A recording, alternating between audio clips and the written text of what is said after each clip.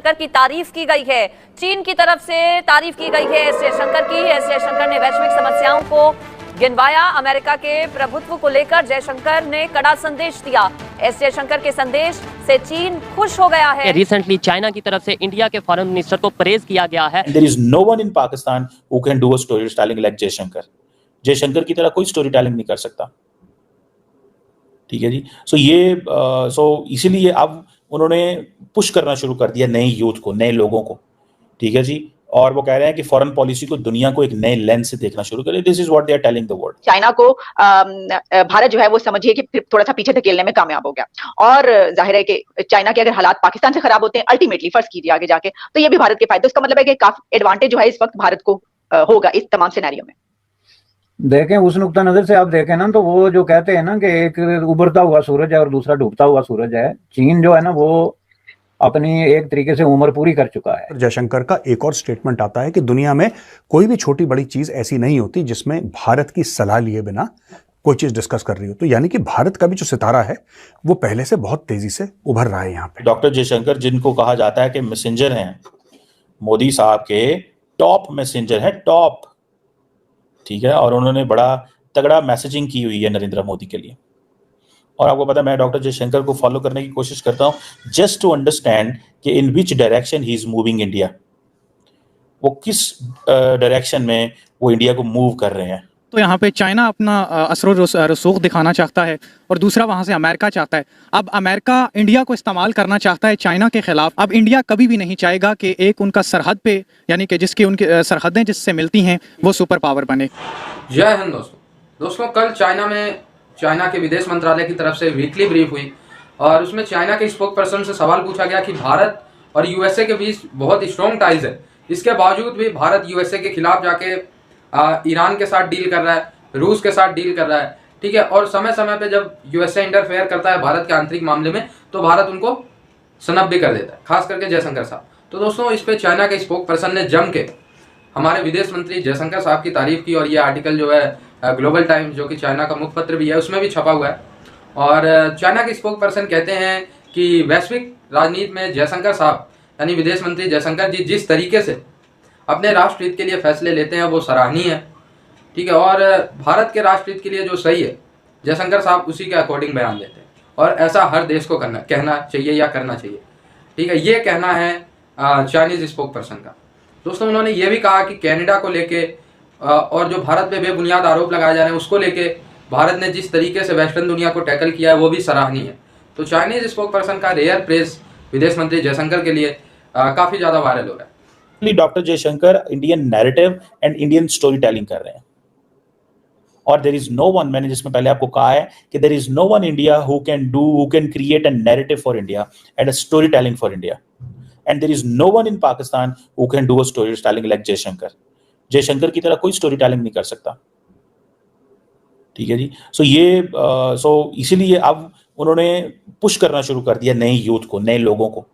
ठीक है जी। और वो कह रहे हैं कि फॉरेन पॉलिसी को दुनिया को एक नए लेंस से देखना शुरू करें। This is what they are telling the world. ठीक है जी। और फॉरेन पॉलिसी वो कहते हैं कि ये बरतानिया, लंदन, पेरिस, न्यूयॉर्क में नहीं बनती, ये फॉरेन पॉलिसी अब दिल्ली में बनती है। ठीक है जी। वो ये अब उन्होंने लोगों को ये कॉन्फिडेंस दिया। आई थिंक ये कॉन्फिडेंस पाकिस्तान नहीं दे सकता अपने लोगों को और पाकिस्तान को ये कॉन्फिडेंस देना चाहिए। अब इंडियंस फॉरेन पॉलिसी पे जो अटेंशन देते हैं this is because of two people, Narendra Modi and Jaishankar. And हमने जो अपनी फॉरेन पॉलिसी है उसको कर दिया हुआ है, कंस्ट्रेंट कर दिया हुआ है। ये अब जो डॉक्टर जयशंकर, जिनको कहा जाता है कि मैसेंजर हैं, मोदी साहब के टॉप मैसेंजर हैं, टॉप। ठीक है। और उन्होंने बड़ा तगड़ा मैसेजिंग की हुई है नरेंद्र मोदी के लिए। और आपको पता है मैं डॉक्टर जयशंकर को फॉलो करने की कोशिश करता हूं जस्ट टू अंडरस्टैंड कि in which direction he is moving India. वो किस डायरेक्शन में वो इंडिया को मूव कर रहे हैं, क्योंकि वो लेके तो नरेंद्र मोदी का व्यू चल रहे हैं, लेकिन नरेंद्र मोदी का व्यू चल रहे हैं, वो जो नया आइडिया ऑफ इंडिया है ना वो उसको लेके चल रहे हैं, लेकिन वो he is the top messenger. ठीक है जी। वो एक टॉप मैसेंजर है। वो दुनिया के सामने एक पैगाम जो है वो लेके जा रहे हैं। वो दुनिया के सामने एक नया आइडिया ऑफ इंडिया लेके जा रहे हैं। और मोदी साहब जिस तरह पॉपुलर हैं ठीक है जी। सो इस सब स्टिल उन्होंने बड़े टाइम पे आके चीज़ों को किया है। सो डॉक्टर जयशंकर जो है वो नरेंद्र मोदी का मेन मैसेंजर है, जो दुनिया के सामने अपनी सारी की सारी जो इंडिया की जो स्टोरी है वो पेश कर रहे हैं, ठीक है जी। और इस सिलसिले में हर जगह पे ही जैसे कहेंगे ना, डॉक्टर जयशंकर ने रिप्रेजेंट किया, बड़ा इस अंदाज से रिप्रेजेंट किया कि दुनिया को नाराज़ भी नहीं किया और अपना मौक़िफ़ भी रखा। और हम आपको पता है इस बार भी ये कह चुके हैं, एक भी पाकिस्तानी नहीं है जो इस तरह स्टोरी बयान कर सके। वो देखिए बिलावल भुट्टो जरदारी कॉम्पिटेंट है, पढ़ा लिखा है, समझदार है, वेस्ट से पढ़ा हुआ है, वालिद उसका सदर है, एक अच्छी फैमिली से है, but he can not tell our story. वो हमारी स्टोरी नहीं सुना सकते क्योंकि हमारी स्टोरी जो है वो बिखरी हुई है। वो हमारी स्टोरी जो है ना वो बिखरी हुई है, हमारी स्टोरी नहीं सुना सकता, ठीक है जी। और जितना जयशंकर का ग्लोबल क्लाउट है उतना किसी पाकिस्तानी का ग्लोबल क्लाउट नहीं, हमने बनने ही नहीं दिया। हम समझते हैं कि फ़ायदा ही कोई नहीं है।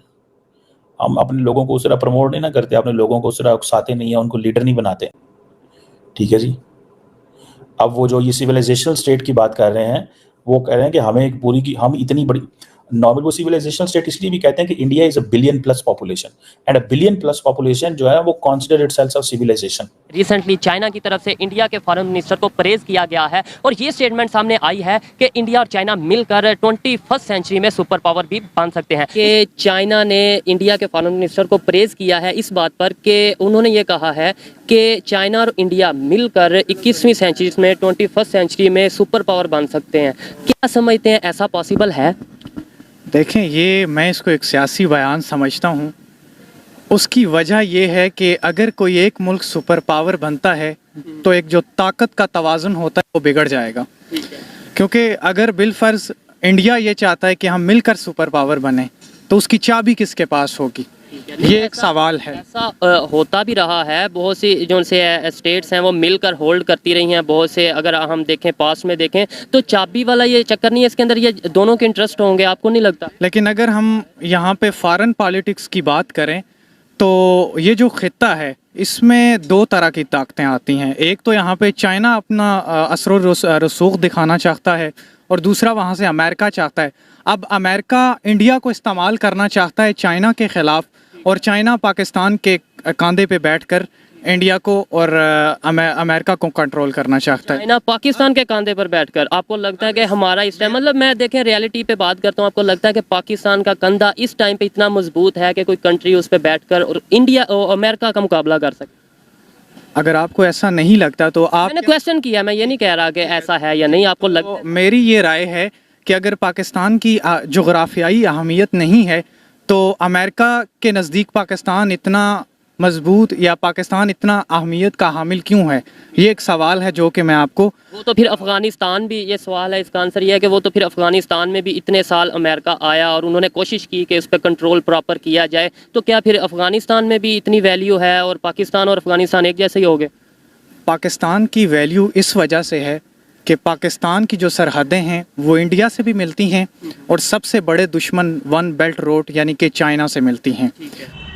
तो दोस्तों, चाइनीज स्पोक पर्सन की तरफ से विदेश मंत्री जी के लिए जो तारीफ हुई है, इसकी चर्चा पाकिस्तान में तो है ही, एज वेल एज यूएसए में भी हो रही, ठीक है। अब यूएसए की खुद की ऐसी हरकतें हैं कि वो जानबूझ के भारत के साथ रिश्ते भी अच्छा कर रहा है, इसके बाद भारत को तंग भी कर रहा है।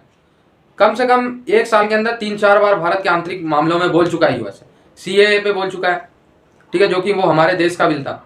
केजरीवाल के मुद्दे पे बोल चुका है। क्या जरूरत है भाई यूएसए को बोलने की, ठीक है। इसके बाद अभी इन्होंने 5-6 महीने बीते हैं, पाकिस्तान को बहुत भयंकर मदद भी दी थी इनके फाइटर जेट सही करने के लिए, ठीक है। सो यूएसए भी कोई साफ सुथरा चरित्र नहीं है और जयशंकर साहब ने यूएसए के दोगले चरित्र को हमेशा से ओपनली अपने शब्दों से दुनिया को समझाया और ये भी कहा है कि अगर भारत और यूएसए के जो ट्रेड बढ़ रहे हैं, ट्रेड रिलेशन बढ़ रहे हैं और भी रिलेशनशिप बढ़ रहे हैं, तो दोनों देशों का फायदा है। सिर्फ यूएसए का घाटा नहीं है या भारत का फायदा नहीं है। भारत का फायदा है तो यूएसए का भी उतना ही फायदा है या उससे कहीं ज़्यादा फायदा है, ठीक है। सो यूएसए ये ना सोचे कि भारत को जैसे कहेंगे भारत वैसे करेगा, नहीं, भारत के राष्ट्र हित में जो होगा वो भारत करेगा। और चाइना को भी भारत हमेशा से ही, जयशंकर साहब चाइना को भी मैसेज देते रहते हैं कि चाइना ने लीगल ऑक्यूपेशन किया है, चाइना की विस्तारवाद की नीति है। लेकिन दोस्तों, यहाँ पे चाइनीज मीडिया और चाइनीज स्पोक पर्सन ने एक अपना भी यहाँ पे हित साधा है कि भाई भारत और अमेरिका के रिलेशन अच्छे हो रहे हैं, थोड़ी सी भी उसमें अगर खटास आई तो चाइना जो है उसमें बोल पड़ता है। तो ये भी चाइना भी जयशंकर साहब की जो तारीफ की है वो भी अपने हित के लिए कर रहे हैं। और दोस्तों इसी तरीके से दुनिया चलती है, जो भी काम होता है इंटरनेशनल पॉलिटिक्स में वो अपने राष्ट्र हित के लिए ही होता है। ठीक है, कोई किसी का पक्का दोस्त या कोई किसी का रूस और भारत जैसी फ्रेंडशिप बहुत कम ही होती है। Simple words. आई होप ये वीडियो आपको अच्छा लगा, जुड़े रहे ऐसी वीडियोस के लिए। तब तक के लिए धन्यवाद, जय हिंद।